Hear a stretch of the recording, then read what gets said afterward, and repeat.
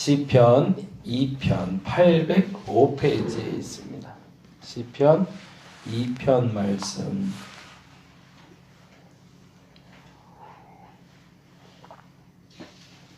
같이 보는데 지난번처럼 두 번에 걸쳐서 한번 볼 겁니다. 1절부터 12절까지 다 볼 건데요. 같이 한 목소리로 읽고 그 다음에는 반으로 나눠서 읽어볼게요. 반으로 읽을 때는 지난번에 말씀드린 대로 제가 앞서절을 읽고 여러분 뒷서절을 읽고 그렇게 읽으시면 됩니다. 그래서 오늘 주께서 우리에게 주시는 말씀 같이 듣는 시간 됐으면 좋겠습니다. 먼저 같이 한 목소리로 읽도록 하겠습니다. 어찌하여 이방 나라들이 분노하며 민족들이 헛된 일을 꾸미는가? 세상에 군왕들이 나서며 관원들이 서로 꾀하여 여호와와 그의 기름 부은 자를 대적하며 우리가 그들의 맨 것을 끊고 그의 결박을 벗어버리자 하는도다. 하늘에 계신 이가 웃으시며 주께서 그들을 비웃으시로다. 그때에 분을 바라며 진노하사 그들을 놀라게 하여 이르시기를 내가 나의 왕을 내 거룩한 산 시온에 세웠다 하시리로다. 내가 여호와의 명령을 전하노라. 여호와께서 내게 이르시되 너는 내 아들이라. 오늘 내가 너를 낳았도다. 내게 구하라. 내가 이방 나라를 내 유업으로 주리니 내 소유가 땅끝까지 이르리로다. 내가 철장으로 그들을 깨트리며 질그릇같이 부수리라 하시도다. 그런즉 군왕들아 너희는 지혜를 얻으며 세상의 재판관들아 너희는 교훈을 받을지어다. 여호와를 경외함으로 섬기며 떨며 즐거워할지어다. 그의 아들에게 입맞추라. 그렇지 아니하면 진노하심으로 너희가 길에서 망하리니 그의 진노가 급하심이라. 여호와께 피하는 모든 사람은 다 복이 있도다. 아멘. 아멘. 이 말씀에 대해서 깨달은 자에 대한 선포인데요. 이제 앞서절을 제가 좀 멀리 읽겠습니다. 그럼 여러분 따라서 뒷소절 읽어주시면 됩니다. 2장 1절부터 다시 읽습니다. 어찌하여 이방 나라들이 분노하며 민족들이 헛된 일을 꾸미는가? 세상의 군왕들이 나서며 관원들이 서로 꾀하여 여호와와 그의 기름 부은 자를 대적하며 우리가 그들의 맨 것을 끊고 그의 결박을 벗어버리자 하는다. 하늘에 계신 이가 웃으시며 주께서 그들을 비웃으시도다.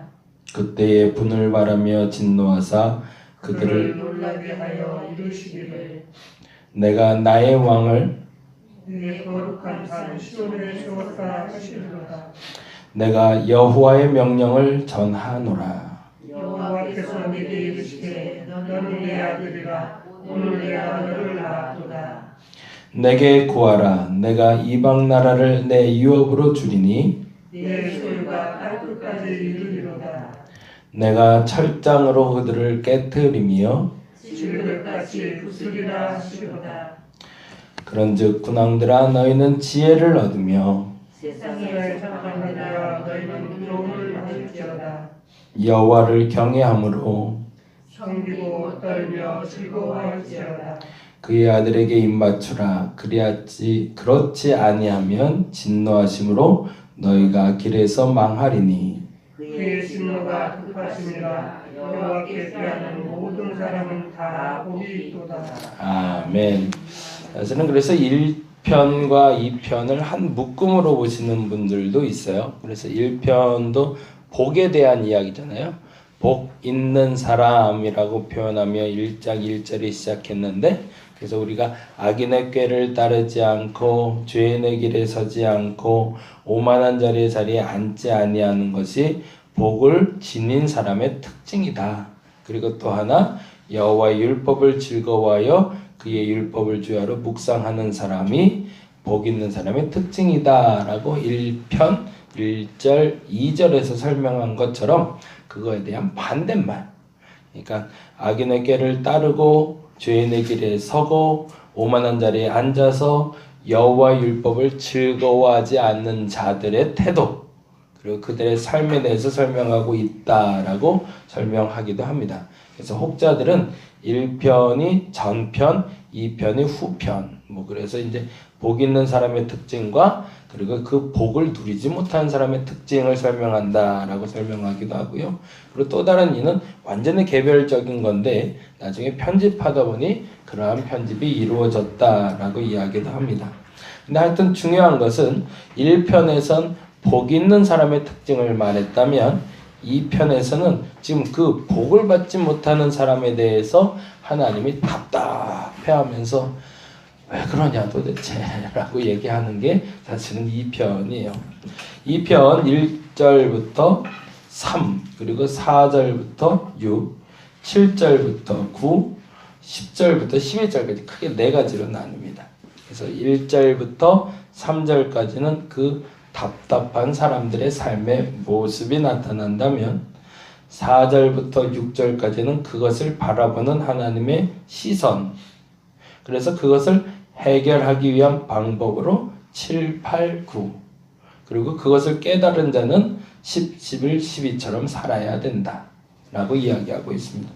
2편 1절에서 3절까지는 그렇게 사는 사람에 대한 모습이 나타나는데 다음과 같이 나타나고 있습니다. 2편 1절 한번 볼까요?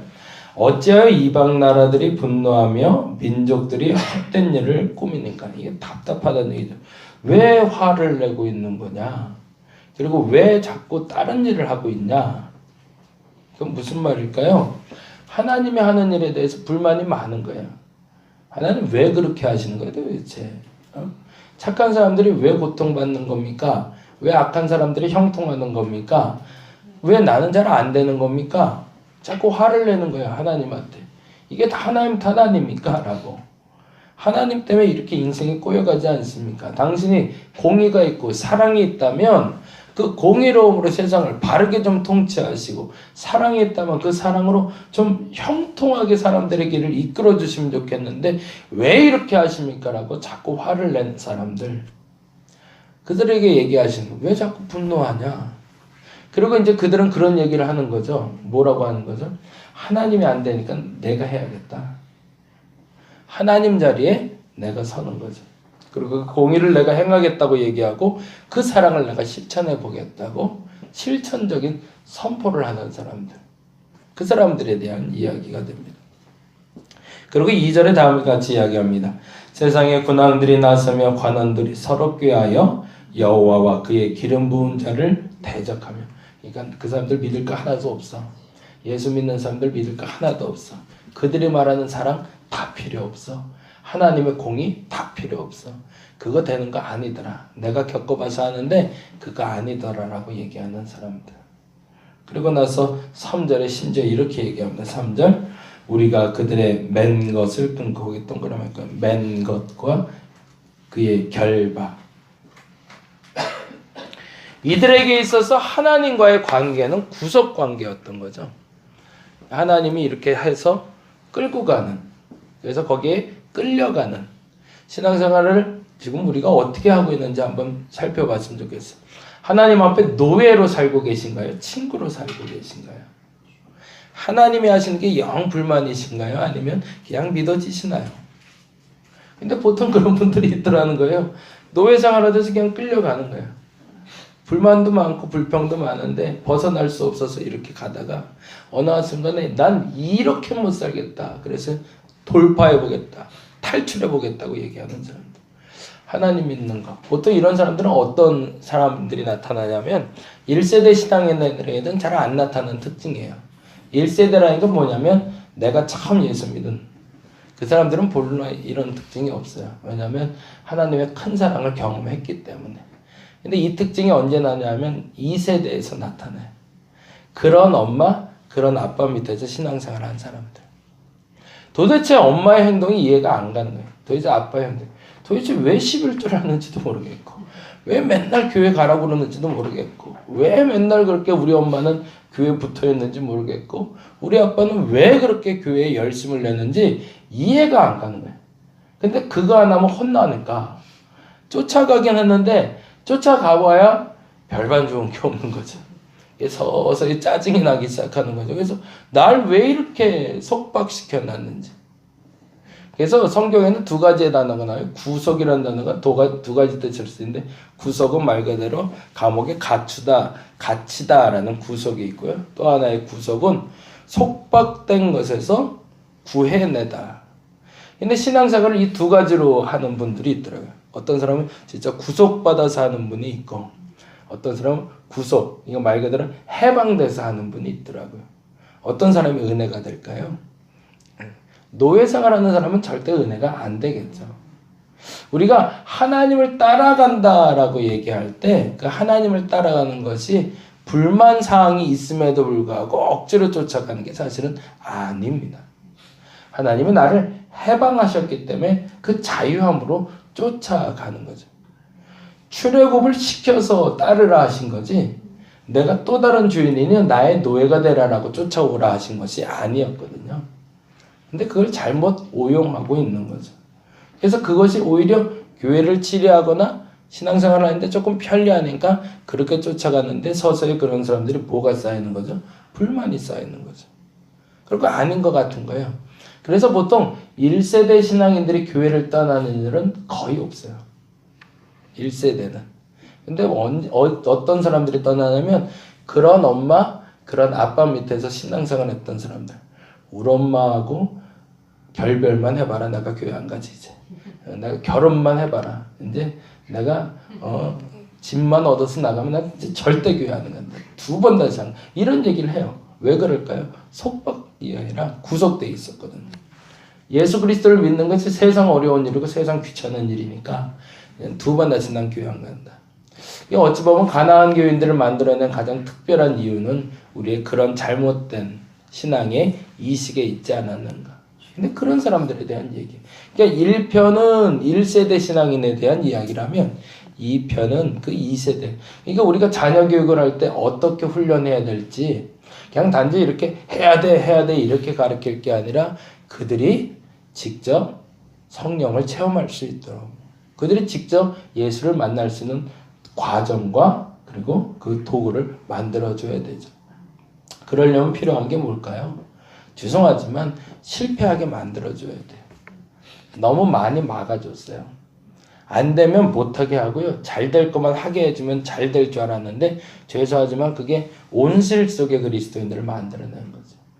그러니까 그리스도 안에서 실패의 경험과 고난의 경험이 없으니 그걸 엄마가 다 넘어주고 아빠가 넘어줬으니 정작 내가 하나님께 의지하고 하나님이 그 문제를 해결하고 있는 경험을 한 사람들은 흔들리지 않는데 하나님이 해결하기 전에 우리 엄마가 다 해결해 버렸거든요. 우리 엄마는 기도하는 사람이니까, 우리 아빠는 기도하는 사람이니까. 그러다 보니까 뭐가 없었던 거죠? 그 얘기는 내가 기도할 시간이 없었던 거예요. 그러니까 내가 기도할 사람이 없으니 내가 하나님을 만난 경험은 있을 수가 없는 거죠. 그래서 우리가 조금은 방치 아닌 방치를 좀 시켜놓을 필요가 있습니다. 그래서 보이긴 하는데 조금 이렇게 고난을 겪게끔 만들어주는 것도 참 좋은 일입니다. 물론 이제 뭐 아이에게 칼을 쥐어주면서 만져봐 이거 다쳐? 이거는 아니겠죠.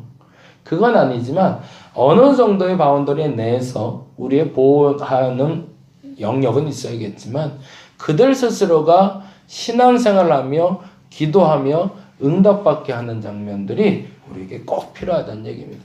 그래서 우리 동민청년이 항상 저한테 얘기하는 말이 그 말이 저는 참 좋아요. 가끔 이렇게 전화할 때가 있어요. 웬만하면 전화를 잘 안 하는데 목사님 너무너무 힘들어요. 그래서 이거 심각한 문제가 터졌어요. 이러고 연락이 와요. 그러면 왜 그러는데 목사님 한번 찾아봐야 되겠어요. 근데 꼭 그래 놓고서 한 1시간이나 2시간 있다 전화가 와요. 아니에요 목사님 제가 먼저 기도해 볼게요. 그래요. 뭐가 옳은 건지를 분별하고 있는 거죠. 제가 해결해 줄 수도 있겠죠. 제가 기도해 줄 수도 있죠. 근데 내가 먼저 기도하기보다 그가 먼저 기도하는 연습을 하는 게 어찌 보면 제가 더 잘 가르치는 거겠죠. 저와 여러분의 자녀들이 그렇게 자랐으면 좋겠습니다. 건강하게 자랄 수 있다는 건 스스로 하나님을 만나서 하나님 앞에 해결하는 연습을 하는 겁니다. 그래서 2세대 신앙인들은 동일하게 그렇게 얘기하는 거예요. 자꾸 짜증을 내요. 왜 내가 자꾸 교회 가라고 그러는데 왜 자꾸 그거 하라고 그러는데 이해가 안 가니까. 그러고 나서 심지어는 마지막에 나 교회 안 가. 이렇게 3절에 얘기한다는 거예요.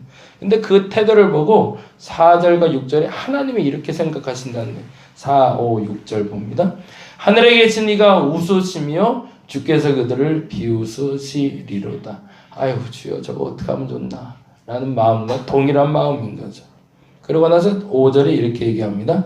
그때에 분을 바라며 진노하사 그들을 놀라게 하여 이르시기를 6절에 내가 나의 왕을 내 거룩한 산 시온에 세웠다 하시리로다. 그래서 내가 예수 그리스도를 보낸 거야.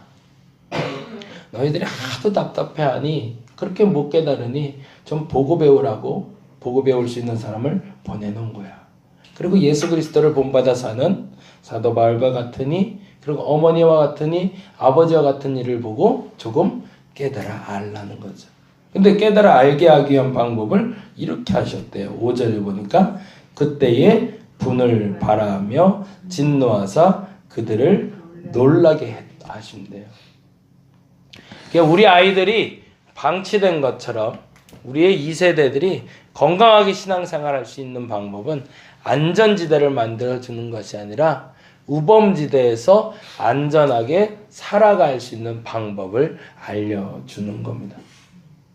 우범지대를 여러분이 제거해 주실 필요는 없고요. 그 우범지대는 가면 안 된다는 걸 스스로 깨달을 수 있도록 알려주는 것이 지금 우리의 사명이라는 거죠. 세상은 갈수록 악해진다고 그러지 선해진다고 말하진 않거든요. 근데 중요한 것은 세상이 점점 악해진다 할지라도 선이 사라지지 않는 이유는 그 우범지대에서 선과 악을 구별할 수 있는 지혜를 가진 이들이 있기 때문이겠죠. 그러한 용기가 어찌 보면 더 건강한 신앙인을 만들어낼 수 있다는 얘기입니다. 그러니까 모든 것을 다 해결해 주려고 하지 마시고 기도하며 기다려 주시기 바랍니다. 그래서 그 기간이 어떤 사람은 길 수도 있고 어떤 사람은 짧을 수도 있겠지만 반드시 한 가지 분명한 것은 그 우범지대에서 그 아이들이 돌아올 겁니다. 왜요? 하나님이 그들을 놀라게 해주신대요. 그리고 그들이 예수를 만나게 해주실 겁니다. 그리고 나서 다음과 같은 이야기를 하십니다. 그 하나님이 보내신 사람은 어떤 사람인지가 7, 8, 9절에 나오는데요. 이렇게 되어 있습니다. 같이 한번 읽어볼까요? 7절 내가 여호와의 명령을 전하노라 여호와께서 내게 이르시되 너는 내 아들이라 오늘 내가 너를 낳았도다 내게 구하라 내가 이방 나라를 내 유업으로 주리니 내 소유가 땅끝까지 이르리로다 내가 철장으로 그들을 깨뜨리며 질그릇같이 부수리라 하시도다. 그래서 7, 8, 9절에서는 화자가 바뀌어요. 지금까지는 1절부터 3절까지는 그 이방 나라를 바라보는 그 기자의 입장이라면 3, 4, 5절은 4, 5, 6절은 하나님의 입장이고 7, 8, 9는 하나님이 보낸 사람의 입장으로. 근데 사실은 결론은 10절부터 12절이에요. 10절부터 12절 같이 볼까요? 그런즉 군왕들아 너희는 지혜를 얻으며 세상의 재판관들아 너희는 교훈을 받을지어다. 거기다가 줄을 쳐놓으세요.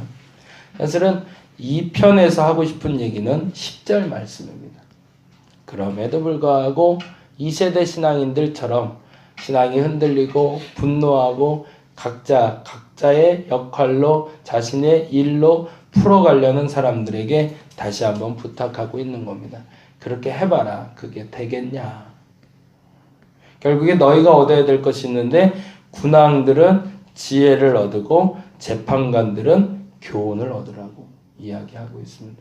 그 지혜와 교훈은 뭘 얘기할까요? 무엇이 옳고 그른지를 판단할 수 있는 능력을 가지라는 얘기입니다. 엄마가 얘기했던 것이 왜 맞는 얘기인지 아빠가 그렇게 살아온 것이 왜 맞는 것인지 제가 같이 성경 공부를 목요일날 하는 목사님이 계세요. 근데 그 목사님이 아버지가 장로님이셨는데 이분이 집에만 들어오면 그렇게 찬송을 부르면서 춤을 추신대요. 죄송해요. 쪽팔리다고 좀 그만 좀 하라고. 그냥 찬송을 부르던가 찬송만 부르던가 자꾸 춤을 추니까 아 왜 이렇게 춤을 추냐고 창피하게 해. 그래서 덩실덩실 춤을 추시면서 찬송을 하시더래요. 그러다 이제 마지막에 지병이 생기셔서 돌아가셨거든요. 근데 아버지 돌아가시고 나니까 집이 조용하대요. 그래서 하루 이틀은 그냥 아예 그냥 그래 우리 아버지 그 쪽팔린 모습 안 봐서 좋다라고 생각했는데 이제 와서 생각하니까 그 모습이 너무너무 그립대요. 어린아이처럼 하나님 앞에서 그렇게 춤추며 찬양하는 아버지의 모습이 지금도 선명하고 그렇게 만난 아버지의 모습 때문에 지금 내가 있는 거구나라는 걸 돌아가시고 나서 알게 됐다고 얘기하시더라고요. 저와 여러분이 자꾸 가리키려고 안 했으면 좋겠습니다. 우리 아이들을 바르게 키우는 방법은 내 입에서 나가는 그 말 때문에 아이들이 변화되거나 새로워지지는 않을 겁니다. 나의 태도, 나의 삶의 모습이 그들에게 전이되었을 때 그들의 삶의 지혜와 결단력이 생길 겁니다. 그 말인즉 저와 여러분이 말로 사는 그리스도인이 아니라 몸으로 사는 그리스도인이 돼야 된다는 거죠. 여러분 가슴 속에 있는 그 성령의 불길이 타올라서 성령의 역사하심이 타올라서 그것이 발현돼서 여러분의 주변 사람 특히나 여러분의 자녀들에게 들키기를 간절히 바랍니다. 기도하러 우리 엄마가 새벽에 나갔다 왔는데 아침에 오자마자 다다다다 하면 뭐 아무 소용없는 거죠. 그래서 우리 엄마는 없었으면 좋겠다는 애가 있었는데 오정현 목사님이 그 얘기 하시더라고요. 오정현 목사님이 오정현 목사님이랑 어느 목사님이 그 얘기 하시더라고요. 우리 엄마가 기도하는 것도 다 좋고 예배 드리는 것도 다 좋고 신앙생활 열심히 하는 것도 다 좋은데 한 가지만 해줬으면 좋겠대요. 아침 좀 줬으면 좋겠다고 그러더라고요. 아침밥 좀 해주고 좀 기도 좀 하면 참 좋겠다. 그런 얘기는 안 들었으면 좋겠습니다. 기도하겠습니다. 삶의 태도가 바뀌지 않는 그리스도인을 보고 세상 사람들이 비웃는 게 아니라 자녀들이 비웃습니다. 도대체 우리 엄마는 기도하는 게 맞나? 도대체 왜 기도하는 사람이 저렇게 살지? 우리 아빠는 새벽에 기도하고 왔다는데 왜 맨날 똑같지? 자녀들은 그것이 불만이 됩니다. 근데 그 불만은 확산되어 하나님에 대한 불만으로 커갑니다. 어찌 보면 우리 아이들의 신앙생활을 잘못 만든 것은 나의 변하지 않는 태도였음을 오늘 이 시간 고백합니다. 오늘 이 시간 다시 한번 고백해 봅니다. 과연 나는 정말 그리스도인답게 가정에서 살고 있었는가? 나는 그리스도인답게 내 직장에서 움직이고 있었는가? 오늘 이 시간 그렇지 않았다면 회개하게 하여 주옵시고 그렇게 살아왔다면 감사하게 하여 주옵소서. 내 몸에서 드러나는 그리스도의 향기가 그들을 변화시킬 줄 우리는 믿기 때문입니다. 불만이 많은 그리스도인, 가난한 교인들을 만들어낸 우리의 잘못을 용서하여 주옵시고 오늘 이 시간 이후로는 조금 더 긴장해 보려고 합니다. 이 새벽에 기도하고 왔으니 이 아침에는 나의 거룩함이 나의 가정에 우리의 이웃에게 드러나게 하여 주시옵소서. 감사합니다. 고마우신 예수님 이름으로 기도드렸습니다. 다 같이 기도하고 돌아가도록 하겠습니다.